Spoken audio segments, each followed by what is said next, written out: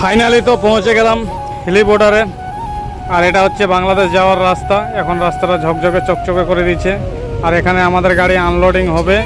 আমরা হিলির মাল নিয়ে আসছিলাম। আপনারা আগের ব্লকে দেখেছিলেন যে আমরা গুয়াহাটি গেছিলাম, গুয়াহাটি থেকে খালি টালি করে আসার মাল নিয়ে আসছি আমরা হিলি বর্ডারের এপারের, কেননা আমরা বাংলাদেশ যাব না বলে আমাদের মাল এপারে খালি হবে।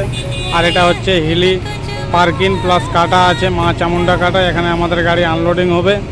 আর লোকাল গাড়িগুলো এখান থেকে মাল নিয়ে বাংলাদেশে যাবে, আর আমাদের গাড়ি থেকে আনলোডিং হবে। আর এই লোকাল গাড়িগুলো লোড করলো আমাদের এই মালগুলো, এগুলো লোকাল মাল নিয়ে যাবে ওরা বাংলাদেশে 40 টন 45 টন করে। আর আমাদের আন্ডারলোড মাল ছিল, সেই জন্য আমাদের পড়তে হবে না বলে আমরা ওপারে যাব না। আর আমার এটি খালি হচ্ছিল, রনির ভাইয়ের গাড়িটা কাটা করার জন্য নিয়ে যাচ্ছিল, কেননা তারপরে আমার পরে রনির গাড়িটা খালি হবে, সেই জন্য লাগাচ্ছিল, কাটা করতে বলছিল, ওই কাটা করতে যাচ্ছে। আর কে কোথা থেকে দেখছেন একটু জানাবেন কমেন্ট। তো সুন্দর হিলি বর্ডার কে কে মাল নিয়ে এসেছেন একটু কমেন্ট করে অবশ্যই জানাবেন। আর ভিডিওটা ভালো লাগলে শেয়ার করে দেবেন, যাতে সবাই দেখতে পারে হিলি বর্ডারের এই আকর্ষণীয় জিনিসগুলো।